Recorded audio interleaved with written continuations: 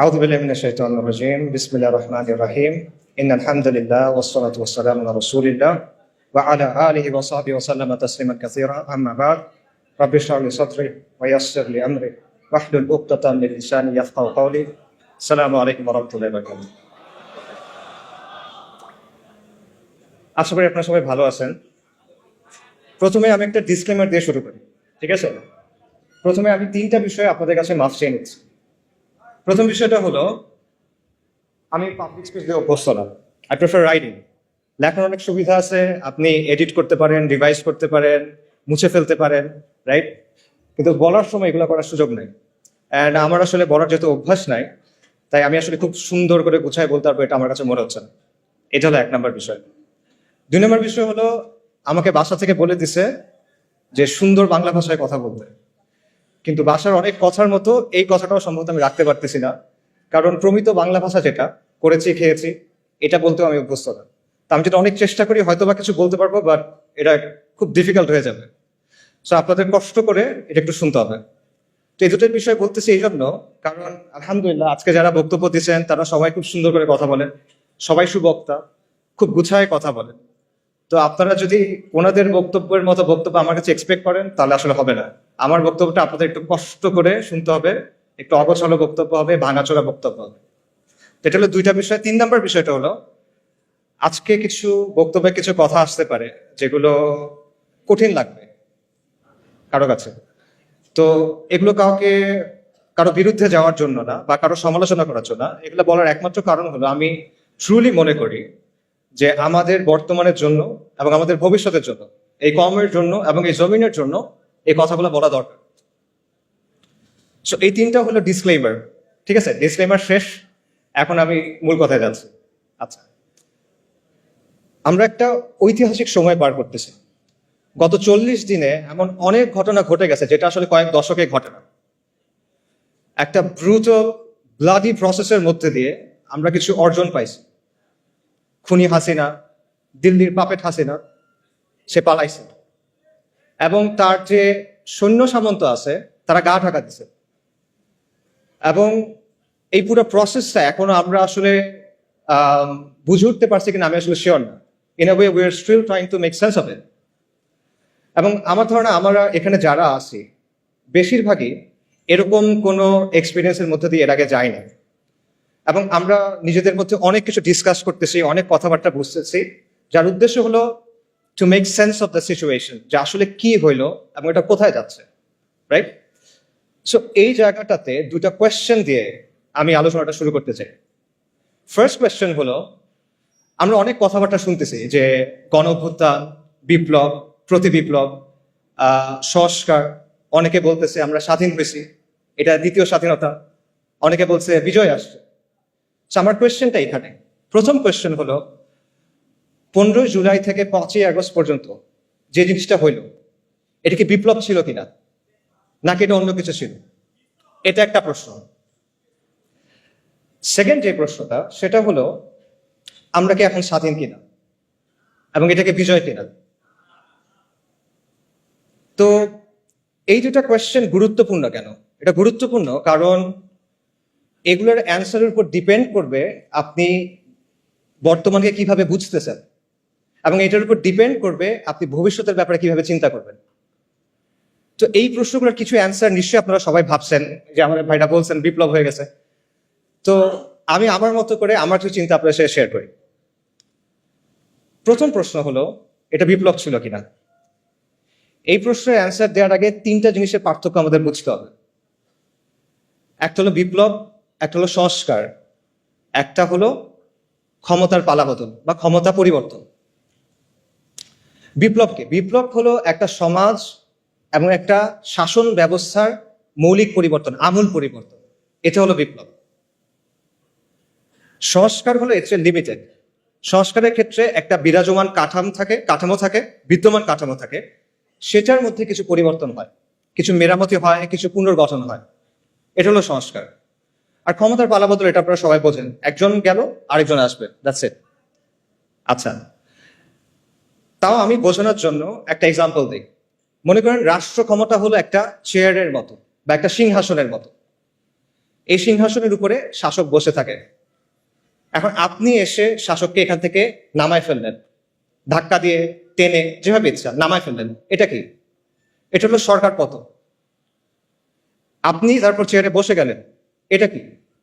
ক্ষমতা দখল। চেয়ারে বসার পর আপনি চেয়ারটা রেনোভেট করলেন, নতুন করে বার্নিশ করলেন, নতুন করে রং করলেন, কোনো জায়গায় ছিঁড়ে গেছিল সেলাই করলেন, কোনো জায়গায় ঘুণ পোকা ছিল আপনি ওটা চেঞ্জ করলেন। এটা হলো সংস্কার। কিন্তু বিপ্লব কি? বিপ্লব হলো আপনি চেয়ারটা ডিসম্যান্টল করবেন, আপনি ওটা ভাঙবেন, নতুন করে তৈরি করবেন, এবং নতুন চেয়ারটা আগেরটার মতো হবে না, এটা ডিফারেন্ট হবে। এবং প্রবলেম ওটা চেয়ার নাও হইতে পারে, ওটা একটা টুল হইতে পারে, দিবান হইতে পারে। এটা হলো বিপ্লব। কাজেই এই জায়গা থেকে যদি আমরা চিন্তা করি, তাহলে আমি আবার প্রশ্নটা করি, জুলাইয়ের আন্দোলন কি বিপ্লব ছিল কিনা? জুলাইয়ের আন্দোলন বিপ্লব ছিল না। আপনারা চিন্তা করে দেখেন এখানে কি হয়েছে। এখানে শুধুমাত্র একটা কাজে সাফল্য আসছে, সরকার পতন, হাসিনার পতন হয়েছে। কিন্তু ক্ষমতা দখলটাও কিন্তু হয় নাই। যারা বিপ্লবের নেতৃত্ব দিছে তারা কিন্তু ক্ষমতা দখল করে নাই, বরং একটা মিক্সড ধরনের পাওয়ার শেয়ারিং হচ্ছে। এটা আমরা সবাই দেখতেছি এখন, রাইট? আচ্ছা, সংস্কারের ক্ষেত্রে আমরা এখনো বলতে পারতেছি না আসলে সংস্কার কতটুকু হবে। It still remains to be seen. Probably সংস্কার হবে কিছু, নো ডাউট, বাট ডেফিনেটলি এখানে আসলে বিপ্লব হয় নাই। তাহলে এখন প্রশ্ন হলো, কেন এটা বিপ্লব হইল না? এতগুলো মানুষের কোরবানি, এত মানুষ অন্ধ হয়ে গেল, এত মানুষ পঙ্গু হয়ে গেল, এত কষ্ট, তাও এটা কেন বিপ্লব হয় নাই? এটার অ্যান্সারটা আসলে সহজ। কারণ এখানে কোনো বৈপ্লবিক আদর্শ ছিল না, এখানে কোনো বৈপ্লবিক পরিকল্পনা ছিল না, এখানে কোনো মতাদর্শ প্রতিষ্ঠার জন্য, কোনো আদর্শ বা আকীদা প্রতিষ্ঠার জন্য এই আন্দোলন হয় নাই। এখানে কোনো ম্যানিফেস্টো ছিল না, কোনো কিতাব ছিল না। ইনফ্যাক্ট মানুষ এখানে কোনো নেতার পিছনেও নামে নাই। ইনফ্যাক্ট এই পুরো আন্দোলনটার মজার বিষয় হলো যে মানুষ এখানে আসলে কোনো কিছুর ফরে নামে নাই। তারা এখানে নামছে বিরুদ্ধে। কিসের বিরুদ্ধে? মানুষ এখানে নামছে গণহত্যার বিরুদ্ধে, জুলুমের বিরুদ্ধে। মানুষ এখানে নামছে আবু সাইদের উপর যে গুলি চালানো হয়েছে সেটার বিরুদ্ধে। মানুষ নামছে মুগ্ধ, আসহাবুল ইয়ামিন, ফাইয়াজদের উপর পাখির মতো গুলি করার বিরুদ্ধে। মানুষ নামছে আওয়ামী মিথ্যাচারের বিরুদ্ধে।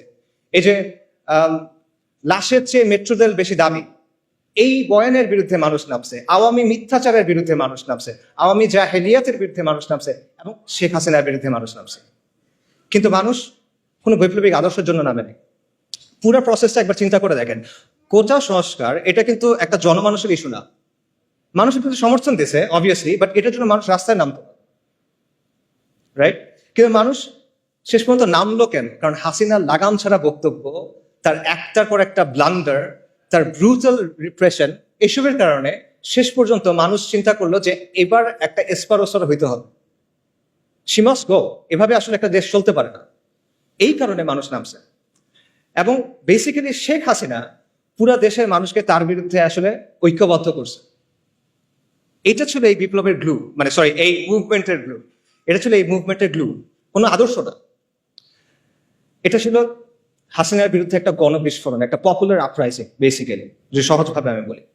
মানুষের দীর্ঘদিনে জমে থাকা যে ক্ষোভ, রাগ, এই জুলুম মানুষ সহ্য করতে আর পারতেছে না, এবং মানুষের মনে হচ্ছে যে এইভাবে আসলে আমরা থাকতে পারবো না। এই কারণে মানুষ রাস্তায় নেমে আসছে। এবং আমি এই কথাটা লিখছি এবং এটা বারবার বলি, এবং আমি এটা আসলেই বিশ্বাস করি যে এই আন্দোলনের মূল উস্কানিদাতা শেখ হাসিনা, এটার প্রধান সমন্বয়ক শেখ হাসিনা, এটার প্রধান স্থপতি শেখ হাসিনা, এটার প্রধান ইঞ্জিন বা চালিকা শক্তি শেখ হাসিনা। শেখ হাসিনাকে ছাড়া এই আন্দোলন কখনো সরকার পতনের দিকে যায় না। আপনারা চিন্তা করে দেখেন, 30শে জুলাই সে যদি সবগুলা দাবি মেনে নেয়, কি হয় তারপর? সরকার পতন হয়? হয় না সরকার পতন। তাদের ফেরত যেতে হইতো তখন। সব দাবি মেনে নিচ্ছে, এখন তুমি কি করবে? তার ফেরত যেতে হবে। হয়তোবা তারা কয়েক মাস পর নতুন কোনো আন্দোলনে আসতে পারতো, সেটা ডিফারেন্ট কথা, কিন্তু আন্দোলন ওখানে শেষ হয়ে যায়। কিন্তু শেখ হাসিনা কি করলো? সে আলটিমেটলি এটাকে পতনের দিকে নিয়ে গেল। তার যে হিউব্রিস, তার যে অ্যারোগেন্স, তার যে অহংকার, এটা আলটিমেটলি তাকে পতনের দিকে নিয়ে গেল। এবং এইখানে আমি আসলে ফিরআউনের সাথে একটা মিল দেখতে পাই। ফিরআউনের কথাটা চিন্তা করে যে বনী ইসরায়েল যখন লোহিত সাগরের সামনে গেল, মুসা আলাহিস সাল্লামের পেছনে পেছনে, সাগর ভাগ হয়ে গেল, বনী ইসরায়েল সাগরের মধ্যে চলে যাচ্ছে। ফিরআউনের কি দরকার ছিল তার পেছনে পেছনে যাওয়ার? সে কি গেইন করতো এখানে? বনী ইসরায়েল তো চলে যাচ্ছে। বনী ইসরায়েল তার পাওয়ার জন্য কোনো চ্যালেঞ্জ না, বনী ইসরায়েল তার সিংহাসন নিতে চায় না। তাহলে সে কেন যাচ্ছে? সে দেখতেছে তার সামনে একটা সমুদ্র লিটারালি ভাগ হয়ে গেছে, একটা সুপার ন্যাচারাল ইভেন্ট তার সামনে ঘটতেছে। সে বুঝতেছে এটা দুনিয়াবি কোনো শক্তির কাজ না। তাও সে কি করতেছে? তার মনে হলো যে না, এর পিছিয়ে আমি যাই। এটা কেন? এটা তার অ্যারোগেন্স। সেই তো বলছিল আনা রাব্বুকুমুল আলা। এটা তার অহংকার, এবং এই অহংকারটাই তার পতন নিয়ে আসছে। এবং সেই ব্যাপারটা আমি বলবো যে শেখ হাসিনার ক্ষেত্রে হয়েছে। আল্লাহ এইভাবেই তার পতনটা রাখছেন। এটা কদর আল্লাহ। এই আন্দোলন নিয়ে অনেক ধরনের তত্ত্ব আছে, অনেক ধরনের ষড়যন্ত্র তত্ত্ব আপনারা শুনবেন। যেমন ধরেন, কেউ আমেরিকার কথা বলবে, কেউ কালার রেভলিউশনের কথা বলবে, কেউ এনইডির কথা বলবে। এবং এই কথাগুলোর যে একেবারে মেরিট নাই আমি সেটাও মনে করি না। এখানে কিছু মেরিট থাকতে পারে, but at the end of the day দুটো পয়েন্ট আমাদের স্বীকার করতে হবে। সে দুটো পয়েন্ট হলো, শেখ হাসিনার বিরুদ্ধে পুরা বাংলাদেশের অধিকাংশ মানুষ একসাথে হয়ে গেছিল, একটা ইজমা হয়ে গেছিল যে she must go. And second পয়েন্টটা হলো, দুনিয়া চালায় কে? আল্লাহ। আল্লাহ মালিকুল মুলক, আল্লাহ আল জব্বার আল মুতাকাব্বির, এবং আল্লাহ আল লতীফ আস-সাতুর। ওয়াল্লাহু গালিবুন আলা আমরি ওয়ালাকিন আকসারান নাসি লা ইয়ালামুন। আল্লাহ তার কর্ম সম্পাদনে প্রবল, যদি অধিকাংশ মানুষ তা জানে না। অনেক মানুষের অনেক পরিকল্পনা থাকে, মাখলুকের অনেক পরিকল্পনা থাকে, অনেক ষড়যন্ত্র থাকে, but at the end of the day কার ইচ্ছা বাস্তবায়ন হয়? ওয়া মাকারু ওয়া মাকরুল্লাহ ওয়াল্লাহু খায়রুল মাকিরিন। সবাই পরিকল্পনা করে, আল্লাহও পরিকল্পনা করে, আল্লাহর পরিকল্পনা বাস্তবায়ন হয়। ওয়ালা গালিবা ইল্লাল্লাহ ওয়া হুয়া আলা কুল্লি শাইইন কাদির। সো এই বিষয়টা আমাদের মাথায় রাখা দরকার। আমরা যেন একটা ব্যালেন্স পজিশনে থাকি। ব্যাপারটা যেন এমন না হয় যে আমরা চিন্তা করতেছি যে কেউ সেভিয়ার আসছে আসমান থেকে নেমে বাংলাদেশকে অনেক কিছু করে দিবে, এরকম কিছু আমরা চিন্তা করার দরকার নাই। আবার আমাদের এটাও চিন্তা করার দরকার নাই যে সবকিছুই মনে হয় ইলুমিনাতি করে বা আমেরিকা করে বা অমুক কেউ করে। ব্যাপারগুলো আসলে এরকম না। দুনিয়া কন্ট্রোল করেন আল্লাহ। যাই হোক, আমি মূল আলোচনায় যদি ফেরত চাই, আমরা শুরু করছিলাম একটা প্রশ্ন দিয়ে, এটা বিপ্লব কিনা? এটা বিপ্লব না। এটা ছিল শেখ হাসিনার বিরুদ্ধে গণবিস্ফোরণ। এটা ছিল হাসিনার পতনের ব্যাপারে মানুষের মধ্যে যে মনোভাব অলরেডি চলে আসছিল, সেটা একটা বাস্তবায়ন। এবং এই জন্যই মানুষ যখন বুঝতে পারছে যে আলটিমেটলি আর কোনো অপশন নেই, আমাদের রাস্তায় নেমে যেতে হবে, তখন হাসিনার পতনটা নির্ধারিত হয়ে গেছে। এটা হয়তো একদিন পরে হয়েছে, এক সপ্তাহ পরে হয়েছে, এটা এক বছর পরে হইতে পারতো, বাট প্রসেসটা শুরু হয়ে গেছিল। এবং একই কারণে এখন আমরা অনেক ধরনের কথা শুনতেছি যে সাহি সেকুলারিজম আসতে হবে, সাহি লিবারাল ডেমোক্রেসি আসতে হবে। এই ব্যাপারগুলো আসলে আসবে না। কেন আসবে না? কারণ মানুষ এগুলোর ব্যাপারে কেয়ার করে না। মানুষ এগুলো আসলে বোঝেও না, যারা বোঝে তারা চায়ও না। এগুলো হলো ৭২-এর সংবিধানের মতো একটা বিষয়, যেটা আপনি মানুষের গায়ের উপর রেখে চালাই দিচ্ছেন। But at the end of the day the people don't care about this things. So ultimately অনেক কথাবার্তা আমরা শুনবো, নয়া রাজনৈতিক বন্দোবস্ত, তারপর সেকুলারিজম, ভালো সেকুলারিজম, লিবারাল ডেমোক্রেসি, বাট এগুলো আসলে আসবে না। কিছু সংস্কার হয়তো আসতে পারে, কিছু সংস্কার আসতে পারে। প্রবাবলি আমরা হয়তো দেখতে পাবো যে কেউ 2 টার্মের বেশি প্রধানমন্ত্রী হবে না, এরকম কিছু হতে পারে। প্রধানমন্ত্রীর অফিস এবং প্রেসিডেন্টের অফিস একটা পাওয়ার ব্যালেন্স হয়তো আসতে পারে, এটা হতে পারে, সমস্যা নেই। বাট অনেক গ্রাউন্ড ব্রেকিং কোনো চেঞ্জ আসবে এটা মনে করার কারণ আমি দেখি না। এটা হলো ফার্স্ট কোয়েশ্চেনের অ্যান্সার। সেকেন্ড কোয়েশ্চেন যেটা, সেটা হলো এটা কি বিজয় কিনা, এটা কি স্বাধীনতা কিনা? এই প্রশ্নের অ্যান্সারটা আসলে অলরেডি স্পষ্ট হয়ে যাওয়া উচিত। তাও এটা আসলে বিজয় না, এটা সর্বোচ্চ একটা আংশিক বিজয় আমরা বলতে পারি, বাট এটা কোনো অর্থেই, কোনো সেন্সে এটা সামগ্রিক বিজয় হইতে পারে না। এটা কেন পারে না? এটার অনেকগুলো রিজন আছে, বাট আমি কিছু রিজন একটু আগে আলোচনায় চলে আসছে, বাট আমি আরো কয়েকটা রিজন বলি। প্রথম কারণটা হলো পোস্ট কলোনিয়াল স্টেট, উত্তর ঔপনিবেশিক রাষ্ট্র, একটা কঠিন বাংলা শব্দ। এটা একটা কারণ যে এই কাঠামোটা রেখে আপনি আসলে কখনো স্বাধীন হতে পারবেন না। এটা মানে কি? এটা মানে সহজভাবে বলি, এক সময় এটা ছিল আমাদের রাজত্ব, এটা আমাদের রাজত্ব ছিল। এটা পারফেক্ট ছিল না, এখানে অনেক সমস্যা ছিল, কিন্তু এটা আমাদের রাজত্ব ছিল। কিন্তু তারপর ফিরিঙ্গিরা আসছে, ব্রিটিশরা আসছে, ইউরোপিয়ানরা আসছে, এবং তারা এসে আমাদেরকে তাদের গোলাম বানাইছে, তারা এসে আমাদেরকে তাদের দাস বানাইছে, এবং তাদের একটা সিস্টেম আমাদের উপর চাপাই দিছে। এইটাই হলো কলোনিয়াল রাষ্ট্র।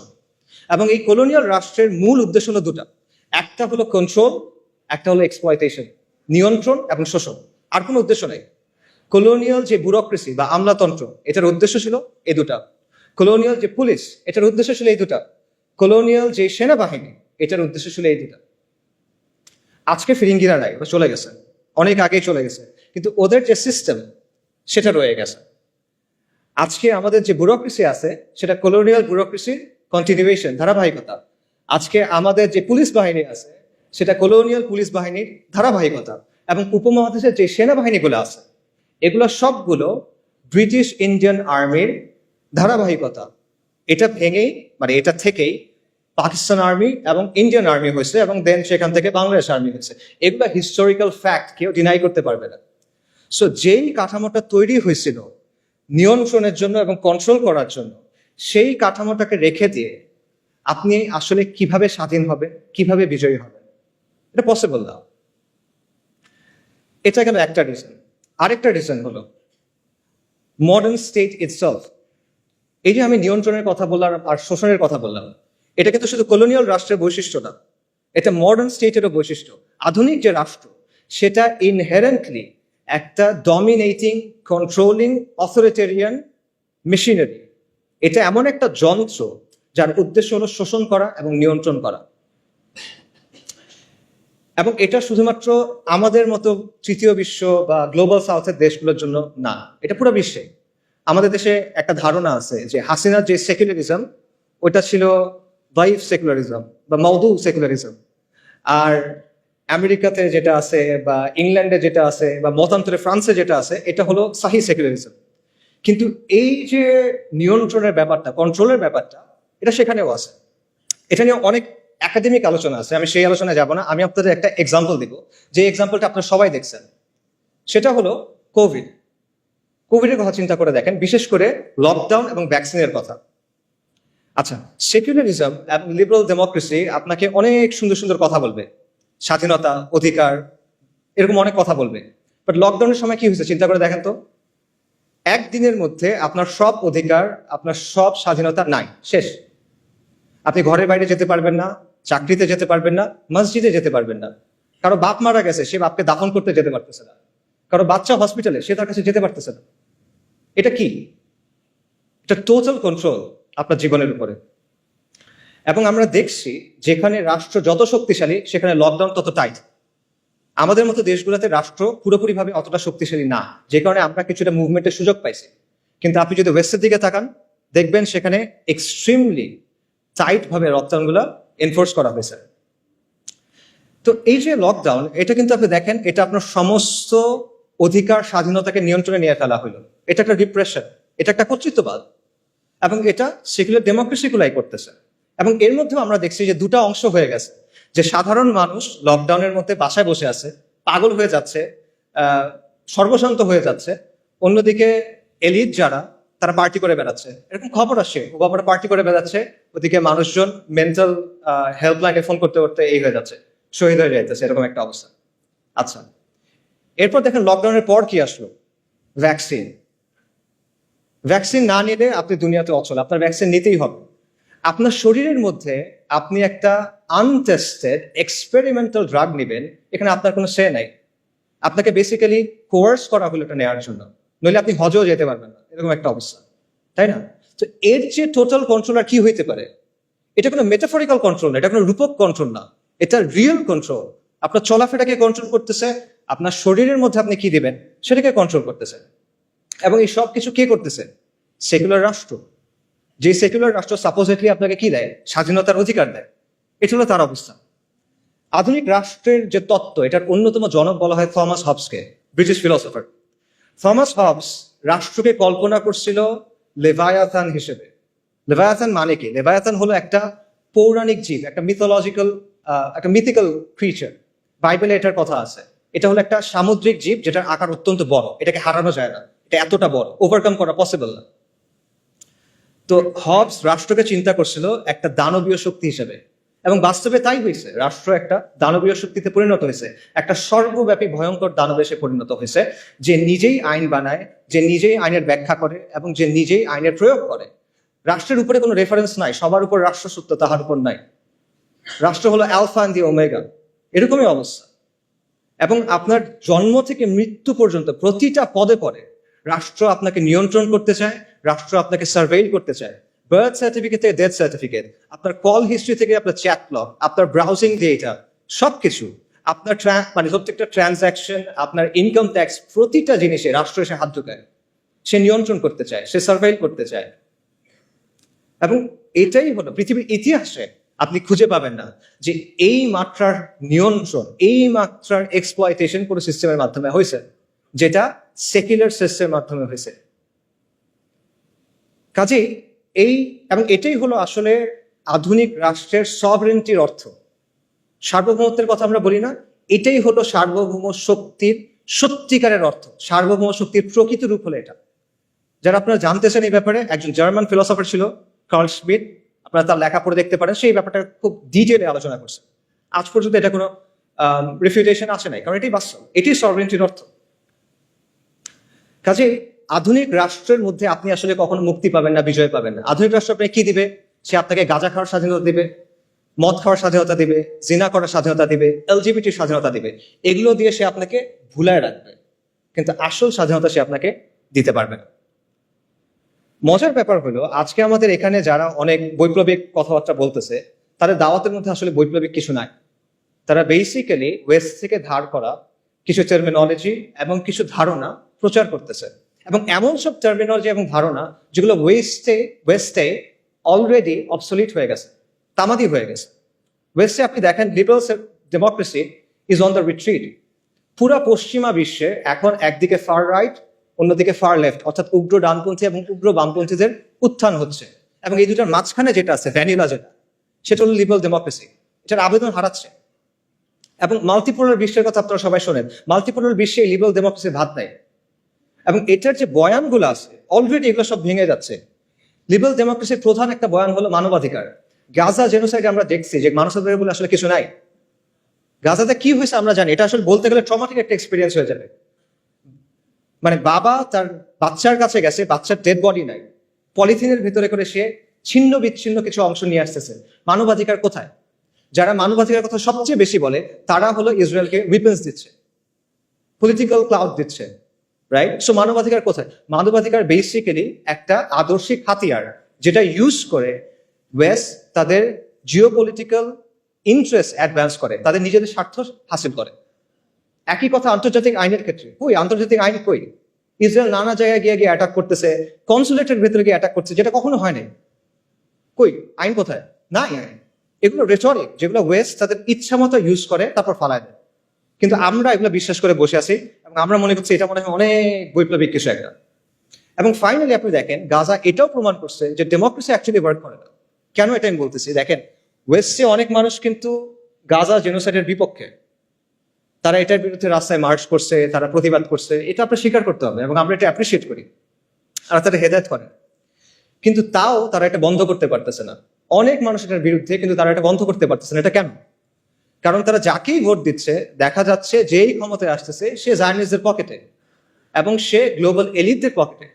তার মানে হলো ডেমোক্রেসির মধ্যেও, আবারও ডেমোক্রেসির যেটা আতুরঘর, সেই জায়গাতেও এটা আসলে জনগণের আকাঙ্ক্ষার প্রতিফলন করতে পারে না।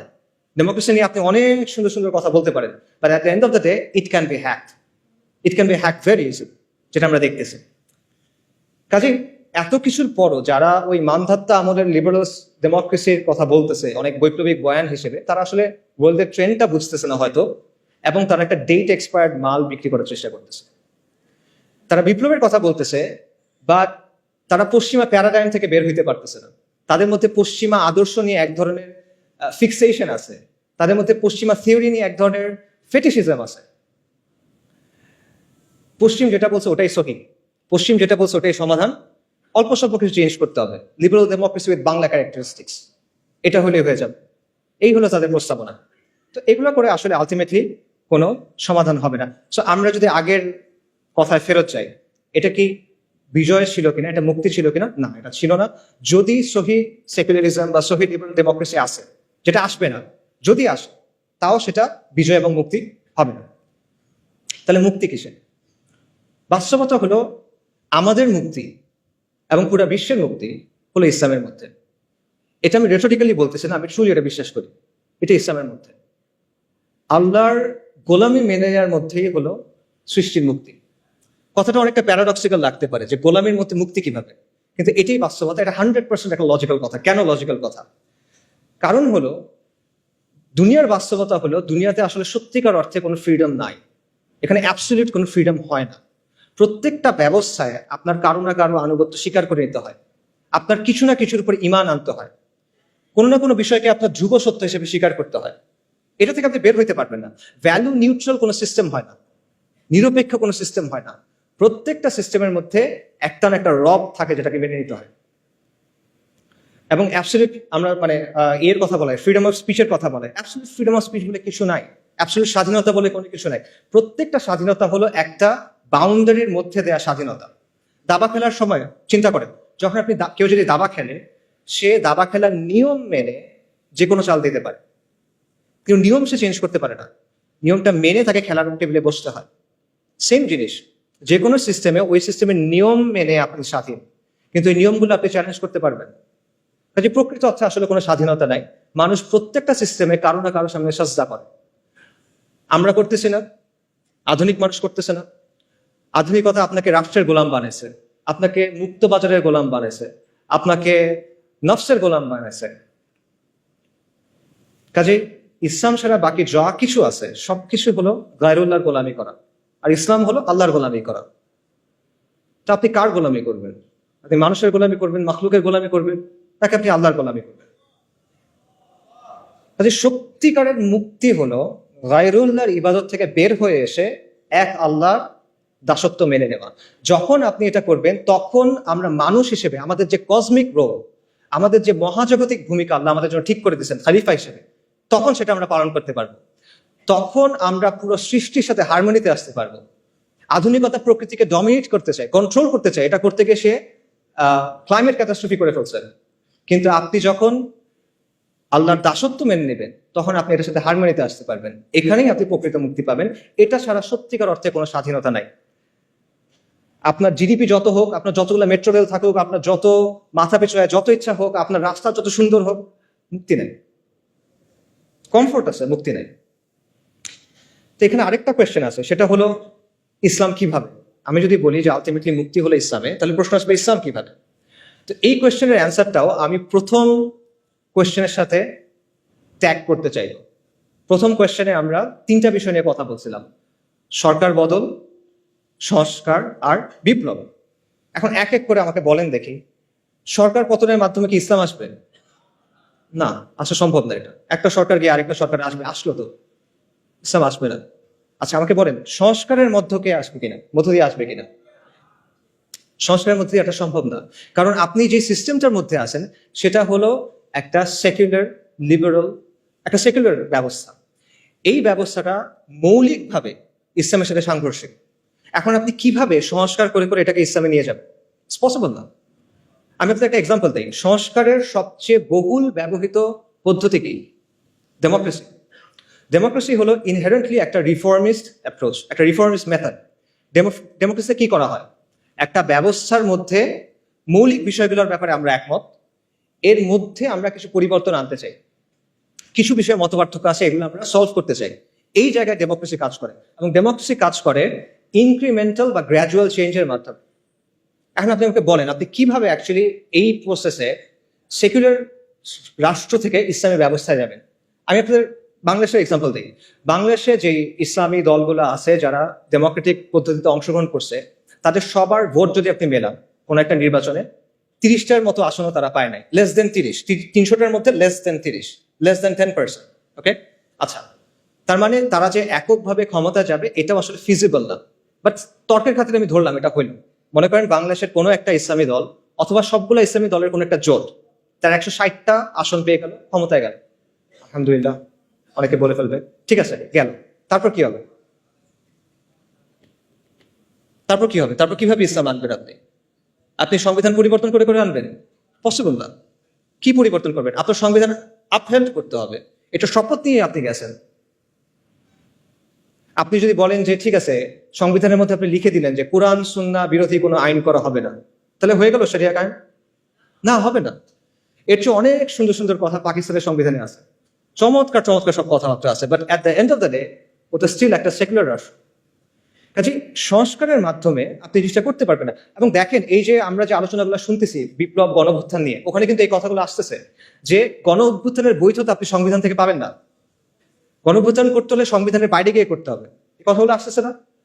নতুন গঠন করতে হলে পুরনো সংবিধান দিয়ে হবে না।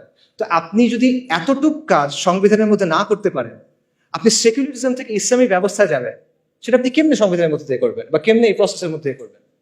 এটা আনরিয়ালিস্টিক, ইট ইজ পসিবল না, ইম্পসিবল। এখানে আরো অনেকগুলো বিষয় আসলে আছে, অত কথা বললাম না, সময় হয়ে যাচ্ছে। দুটো পয়েন্ট বলি।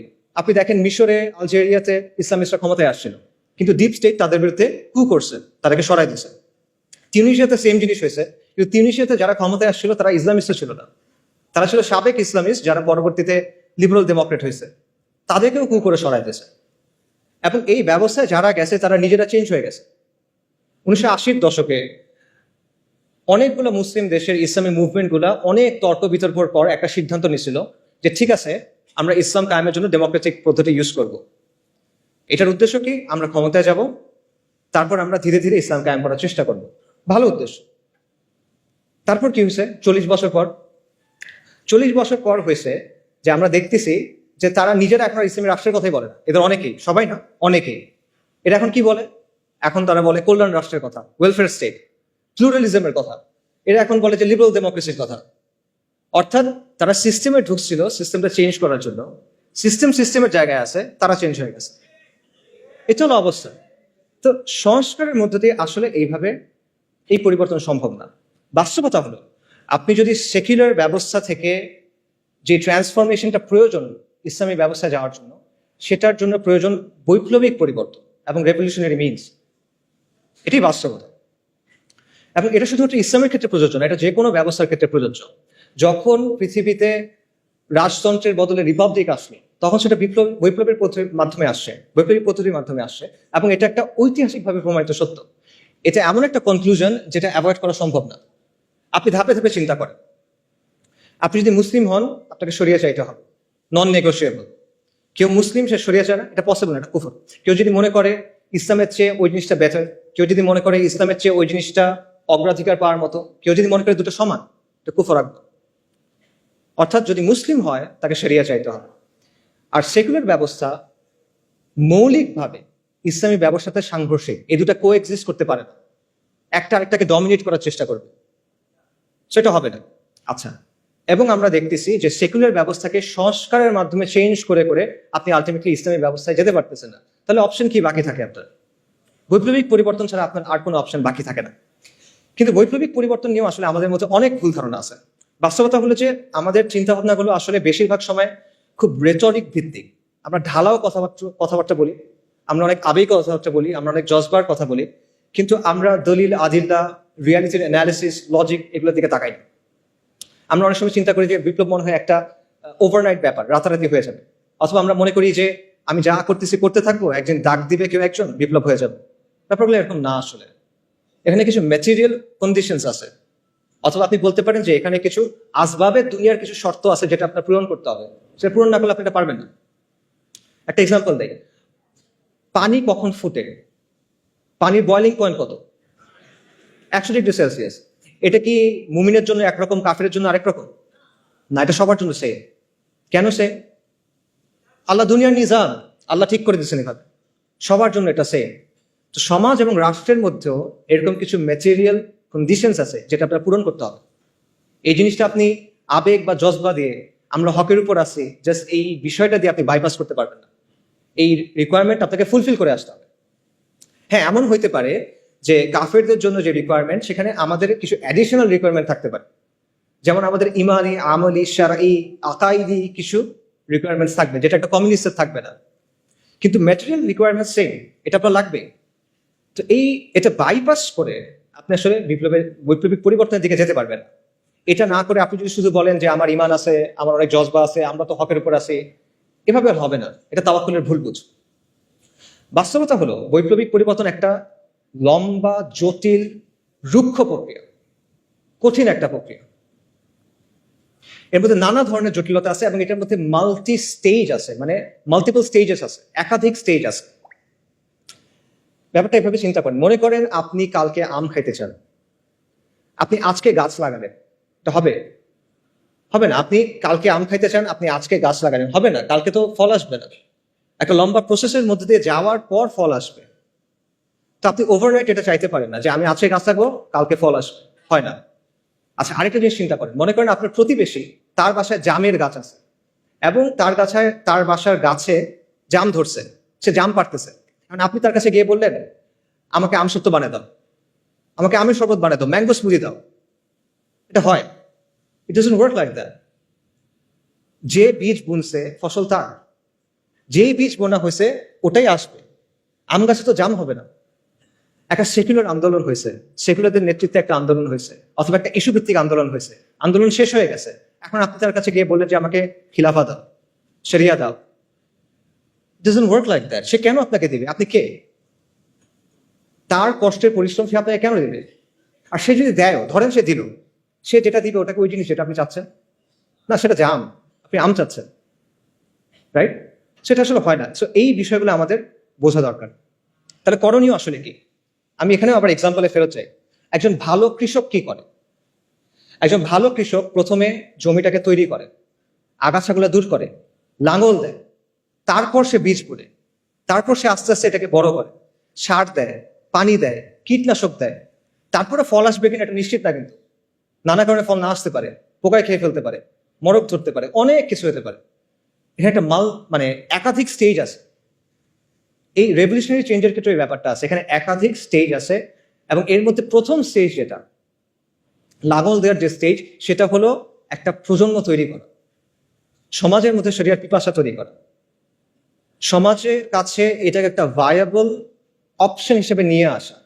এবং এটা 2-5 বছরের কাজ না, এটা একটা ডেকেডস লং প্রজেক্ট, এটা আপনি বাইপাস করতে পারবেন না। এবং এটা কিন্তু একটা স্টেজ, এরপরে আরো স্টেজ আছে। আপনি লাঙল দিচ্ছেন শুধু, এরপর বীজ বুনতে হবে, গাছটা আস্তে আস্তে বড় করতে হবে, সার দিতে হবে, এটসেট্রা এটসেট্রা। তো এটা একটা মাল্টি স্টেজ প্রসেস এবং একটা লং টার্ম প্রসেস। এই বিষয়টা আমাদের বোঝা দরকার। এটা রাতারাতি অর্জন করার কিছু না। এবং কেবল জজবা দিয়ে, কেউ রেটরিক দিয়ে, জেনেরিক কিছু কথা বলে, গরম গরম স্লোগান দিয়ে বা ভক্তি দিয়ে আমি অমুককে অনুসরণ করি, উনি বলছেন তারা এটা ঠিক, এভাবে জিনিসটা হবে না। দুনিয়া এভাবে চলে না। তো এই ধরনের পরিবর্তন নিয়ে আসলে আরো অনেক কথা বলার সুযোগ আছে, বাট ওইদিকে আর না যাই, সময় যেহেতু নাই। আমি যেটা বলবো সেটা হলো যে আপনি সংস্কারের পথ বেছে নেবেন না বৈপ্লবিক পরিবর্তনের পথ, এটা আপনার ডিসিশন, এটা আমি আপনাকে বলে দিব না। আমি শুধু আপনাকে এইটুকু বলবো যে ডিসিশনটা ভেবে চিনতে নেন, বুঝে শুনে নেন, এবং সৎ হন নিজের সাথে এবং অন্যের সাথেও সৎ হন। ধরেন কেউ মনে করলো যে আসলে সংস্কারের পদ্ধতি নিতে হবে, কারণ বাংলাদেশের যে জিওপলিটিক্যাল লোকেশন, আমাদের সমাজের যে অবস্থা, আমাদের প্রতিবেশী দেশ, এরকম অনেকগুলো বিষয় আছে যার কারণে এখানে আসলে বৈপ্লবিক পরিবর্তন সম্ভব না। এটা করতে গেলে লাভের চেয়ে ক্ষতি বেশি হবে। তাই আমি যেটা করব, আমি অল্প স্বল্প ভালোর জন্য চেষ্টা করব, সংস্কারের কিছু চেষ্টা করব। আমার উদ্দেশ্য হবে মুসলিমদের স্বার্থ সংরক্ষণ করা, আমার উদ্দেশ্য হবে আমর বিল মারুফ নাহি আনিল মুনকার। ঠিক আছে, এটা একটা ভায়াবল পজিশন হয়তো হইতে পারে। আপনি এই পজিশন যদি নেন, তাহলে আপনার দায়িত্ব হলো নিজের কাছে স্বীকার করা এবং মানুষের কাছে বলা যে এটা আমার পদ্ধতি, এই পদ্ধতিতে ইসলাম আসবে না, এটা আপনার বলতে হবে। আপনি সংস্কারের পদ্ধতি নেবেন, কিন্তু আপনি বলবেন যে আমি বিপ্লব করতেছি, এটা হলে হবে না। আপনি এমন কোনো প্রতিশ্রুতি দিবেন না যেটা আপনি ডেলিভার করতে পারবেন না। Don't promise something that you can deliver, right? এটা ধোকাবাজি, পিওর ধোকাবাজি। এই জিনিসটা করে না। আপনি বলেন যে না আমি পারবো, আমি এতটুকু জানি ভাই, আমি এতটুকু করছি, আই ক্যান রেসপেক্ট দ্যাট, কিন্তু যেটা নাই ওটা বলে লাভ নেই। একইভাবে আপনি যদি বৈপ্লবিক পথ নেন, তাহলে রেটোরিক্যাল আলাপ, ভক্তির আলাপ, এই জিনিসপত্রগুলো ছেড়ে দিয়ে আপনি প্র্যাকটিক্যাল রিয়েলিস্টিক আলাপে আসেন। আপনি ম্যাটেরিয়াল কন্ডিশনগুলো নিয়ে চিন্তা করেন, ঠিক আছে? এবং এইসব চিন্তা বাদ দেন যে মনে করেন হঠাৎ কোনো একটা ঘটনা ঘটবে, হঠাৎ ডাক আসবে, আর আমরা সবাই রাস্তায় নেমে যাবো, ইনকিলাব ইনকিলাব, ইন্তিফাদা ইন্তিফাদা। না, এটা একটা লম্বা প্রসেস, যেটা আমি আগে বলতেছিলাম। কাজে মোট কথা হলো যে সংস্কার বা বিপ্লব আপনি যেই পথে নেন, it's your choice, no problem. বা বুঝে শুনে নেন, নিজের অবস্থানের ব্যাপারে সৎ হন, ধোকাবাজি করেন না, মানুষের সাথে না, নিজের সাথে না, তরুণদের সাথে না। এটা অনেক বড় একটা দায়। এই দায় নিয়ে আপনি আলোর সামনে দাঁড়াতে চান না আসলে। আচ্ছা, একটা কথা দিয়ে শেষ করি, সেটা হলো যেটাই আপনি পছন্দ করেন, সংস্কার অথবা বিপ্লব, দুটা ক্ষেত্রে আপনার আসলে একটা কাজ করতে হবে। যদি আপনি চান আগামীর বাংলাদেশে ইসলাম শক্তিশালী হোক, তাহলে আপনি যে তরিকায় নেন, আপনার একটা কাজ করতেই হবে, এটা না করলে হবে না। সেই কাজটা কি? এটাও একটা প্রশ্ন দিয়ে বলি, আমাদের সমাজের সেন্ট্রাল কনফ্লিক্ট কি? আমাদের সমাজের প্রধান দ্বন্দ্ব কি? প্রধান দ্বন্দ্ব কি আমি বোঝাই। মনে করেন রাসূলুল্লাহ সাল্লাল্লাহু আলাইহি সাল্লাম যখন নবুয়ত পাইলেন, তখন পৃথিবীতে কিন্তু অনেক ঘটনা ঘটতেছিল। রোমান আর পার্সিয়ানদের মধ্যে যুদ্ধ চলতেছিল, ব্যাপক যুদ্ধ, অনেক বছর ধরে। আরবে বিভিন্ন রাজাদের মধ্যে যুদ্ধ চলতেছিল। জাজিরাতে কুরাইশদের বিভিন্ন গোত্রের মধ্যে রেষারেষি চলতেছিল, এটা আমরা জানি, বনু উমাইয়া, বনু হাশিম, নানা কাহিনী। আফ্রিকাতে অনেক সাম্রাজ্য ছিল, তাদের মধ্যে যুদ্ধ চলতেছিল। এই সময়ের মাঝখানে আপনি যদি ওই সময়ের একটা পেপার পাইতেন, মনে করেন ওইখানে আসলে রাসূলুল্লাহ সাল্লাল্লাহু আলাইহি ওয়াসাল্লামের নিউজটা যখন উনি নবুয়ত পাইছেন, এটা কোথায় আসতো? মনে করেন 8 নাম্বার পেজে ছোট্ট একটা ইঞ্চি করে একটা খবর আসতো, তাই না? কিছু না আসলে মনে করতো মানুষ, but at the end of the day এটাই ছিল মূল ঘটনা। যদি আমরা পৃথিবীর একটা হিস্ট্রি লিখি, রাসূলুল্লাহ সাল্লাল্লাহু আলাইহি ওয়াসাল্লাম হলেন বা আম্বিয়ায়ে কেরাম হলেন মূল ক্যারেক্টার, এবং তাদের সাথে যেগুলো ঘটতেছে এগুলো হলো মূল স্টোরি লাইন, বাকি সবকিছু হলো সাইড ক্যারেক্টার, সাইড কোয়েস্ট, পার্শ্ব চরিত্র, রাইট? তার মানে ওই সময় পৃথিবীতে মূল কনফ্লিক্ট কোনটা ছিল? ইমান বনাম শিরক, তাওহীদ বনাম শিরক, ইমান বনাম কুফর, দ্যাটস ইট। সিমিলারলি আপনার চিন্তা করতে হবে যে আমাদের সমাজে মূল কনফ্লিক্ট কোনটা। কারণ আপনি যখন মূল কনফ্লিক্টে ফোকাস করবেন, তখন আপনি একটা সমাজকে একটা পরিণতির দিকে নিতে পারবেন, নইলে পারবেন না। তা আমাদের সমাজে সেন্ট্রাল কনফ্লিক্ট কোনটা? আমরা অনেক কথাবার্তা বলি।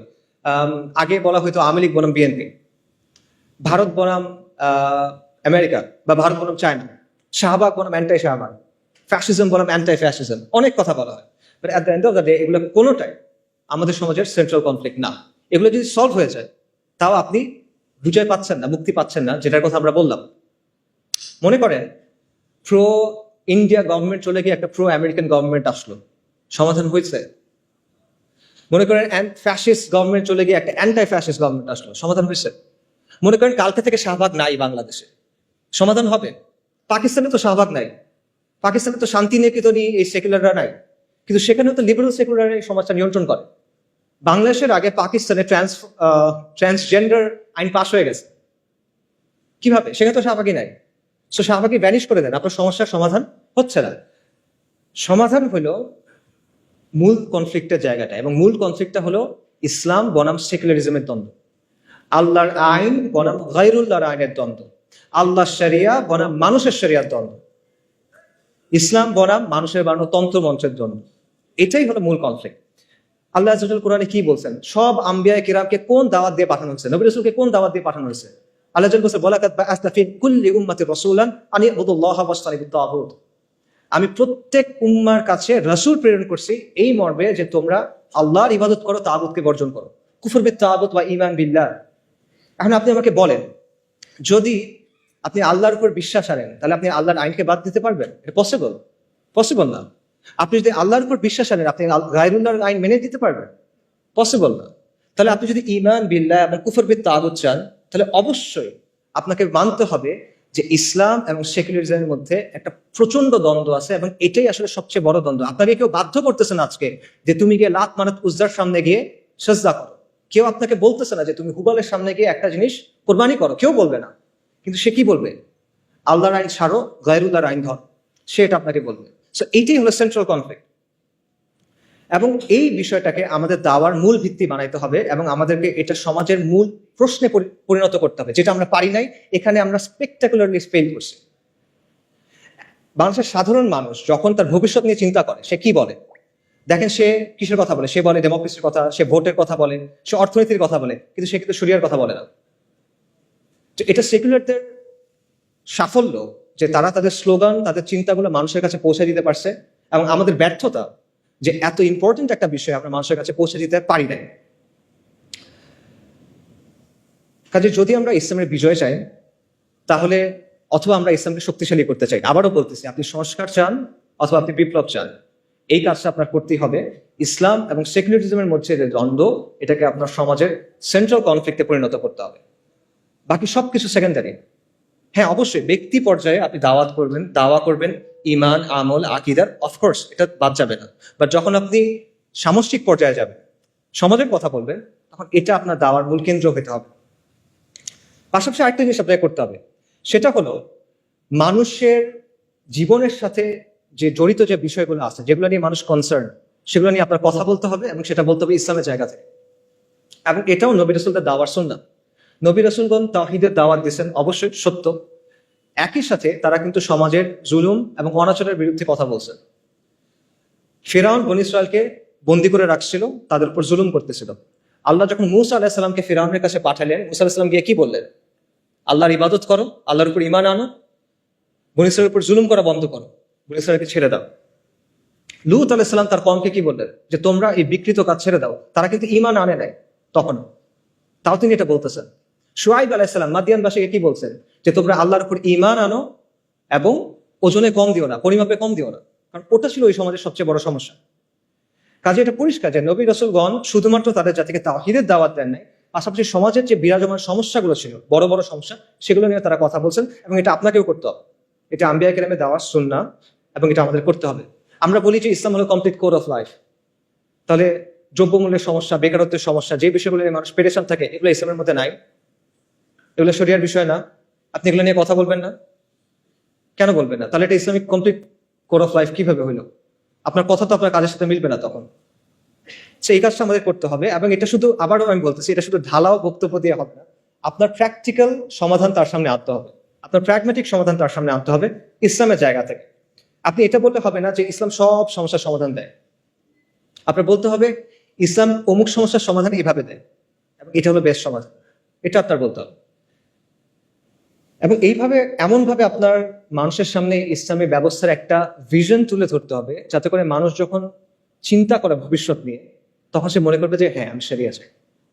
এটা আমরা করি না। এখানে আমাদের অবস্থান জিরোর কাছাকাছি, হয়তো 1%, 100-র মধ্যে। আমার মনে হয় 1%ও না। সামারি করি, আপনার উদ্দেশ্য সংস্কার হোক অথবা বিপ্লব। যদি আপনি আগামীর বাংলাদেশে ইসলামকে শক্তিশালী করতে চান, আপনার দুটা কাজ করতেই হবে। প্রথম কাজটা হলো ইসলাম ও সেকুলারিজমের যে দ্বন্দ্ব, এটা সমাজের মূল দ্বন্দ্বে পরিণত করতে হবে। এটাকে দ্বন্দ্ব হিসেবে চিহ্নিত করতে হবে, এটাকে দাওয়ার মূল কেন্দ্রবিন্দু বানাতে হবে এবং এটাকে সমাজের মূল প্রশ্নে পরিণত করতে হবে। কার্যকরীভাবে মানুষের কাছে সেটা আপনার পৌঁছায় দিতে হবে, এবং শুধুমাত্র সমালোচনার মাধ্যমে না, গঠনমূলক আলোচনার মাধ্যমে। শুধু সমস্যা নিয়ে কথা বললে হবে না, সমাধানের কথা বলতে হবে এবং শরিয়াকে একটা ভায়াবল অপশন হিসেবে আপনি প্রেজেন্ট করতে হবে। দ্বিতীয়ত, সমাজের মধ্যে যে জুলুম আছে, যে অনাচার আছে, যে বিষয়গুলো নিয়ে মানুষ কনসার্ন, সেগুলো নিয়ে আপনার ইসলামের বেসিসে তার পাশে গিয়ে দাঁড়াইতে হবে, তার সাথে কথা বলতে হবে। এবং এই দুইয়ের সংমিশ্রণে আপনি সামাজিক শক্তি অর্জন করতে পারবেন। এবং এই জন্য আমাদের আসলে অনেক নতুন নতুন উদ্যোগ নিতে হবে এবং আমাদের we have to think outside the box. আমাদের দেশে আলহামদুলিল্লাহ অনেক দিনই কাজ হয় এবং এগুলো খুবই প্রয়োজনীয়, এগুলো চলুক। কিন্তু আপনার এখানে একটা শূন্যস্থান আছে, এটা বুঝতে হবে। এই শূন্যস্থান পূরণ করার চেষ্টা করতে হবে এবং এই জন্য অনেক ইনিশিয়েটিভ দরকার, এই জন্য প্রচন্ড ডেডিকেটেড ভাবে কাজ করার মানুষ দরকার, পাগল হয়ে কাজ করবে এমন মানুষ দরকার।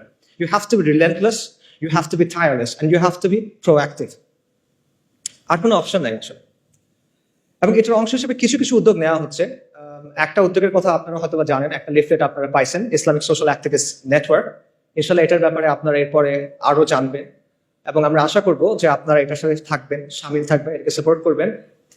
এর পাশাপাশিও আসলে আরো অনেক ধরনের উদ্যোগ দরকার এবং এখানে অনেক যোগ্য মানুষ আছেন, জ্ঞানীগুণী মানুষ আছেন। আমি বলবো আপনারা সবাই এই বিষয়গুলো নিয়ে চিন্তা করেন, আপনার কাজ করতে হবে। কাজ করার সময় এখন, এরপরে এটা আপনি আর পাবেন না। If not now then when. এখন যদি কাজ না করেন কখন করবেন? যদি আপনি না করেন তাহলে কে করবে? আমার কথা এতক্ষণ শোনার জন্য সবাইকে ধন্যবাদ। আমি স্পেসিফিক্যালি সিয়ানকে এবং রফিক ভাইকে ধন্যবাদ জানাবো অ্যারেঞ্জ করার জন্য। আর জুলাই আন্দোলনের সময় এবং এই বন্যার সময় আমাদের যারা মারা গেছেন, আমরা তাদের সবার রুহের মাগফিরাত কামনা করি। ওয়া আখিরু দাওয়ানা আলহামদুলিল্লাহি রাব্বিল আলামিন। আসসালামু আলাইকুম ওয়া রাহমাতুল্লাহি ওয়া বারাকাতুহু।